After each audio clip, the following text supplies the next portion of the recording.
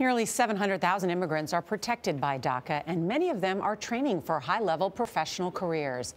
Adriana Diaz is at Loyola University's Stritch School of Medicine in Maywood, Illinois, outside Chicago, where a group of future doctors is watching the DACA debate very nervously.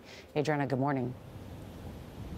Good morning. This medical school was the first to officially accept undocumented students back in 2014. There are currently 32 being trained here. Now, because of DACA, they can study and work here, but they don't get citizenship.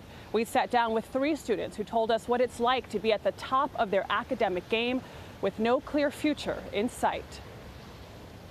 Every time I hear footsteps outside my door, there's a part of me that for a second thinks, should I open the door? After almost 20 years living in the United States, Cesar Montelongo still worries immigration agents could detain him at any moment. Born in Mexico, but raised in New Mexico, the 28-year-old is the first undocumented immigrant to pursue his PhD and MD at Loyola University's medical school. But the soon-to-be doctor may never be able to practice legally. My biggest fear is that maybe DACA will remain, but there will be no way to go beyond DACA. There will be no pathway to citizenship. 27-year-old Alejandra Duran Areola studied chemistry in college in Savannah before becoming one of the dreamers enrolled here.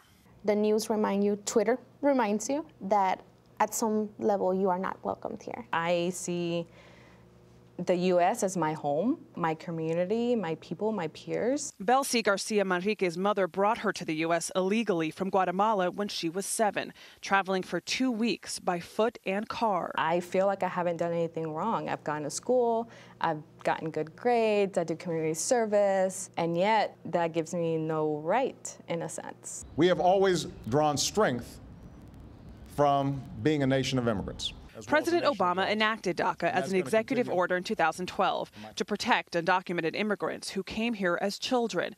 Critics call it an unlawful program that lacked congressional approval, promotes illegal immigration, and takes away jobs. What do you say to folks who say this is a country that has to have its borders, it has to have its laws, and people have to follow those laws? And if you had someone that, yes, they entered the country illegally, but it was 20 or 30 years ago, and they're a productive member of their community, they're paying taxes, what is the logic behind deporting them outside of just following an arbitrary rule? The president has said that he wants to find a solution for DACA. Do you believe him? There's been a lot of back and forth, this is going to happen, then it doesn't happen, then something else happens. Although the prospect of deportation is real, Alejandra says she's not going back to Mexico. If I had to go, I wouldn't go to Mexico. I will go to Europe or to Canada or any other country that wants doctors. It's actually funny how we want to stay here. It's because our families are here, our communities are here. But at the end of the day, we're American-trained, almost physicians. Any other country would jump up to take any of us. If lawmakers find no solution for DACA, there's no clear path for these students to complete their training, repay their loans, or practice medicine. John? Adriana, thanks.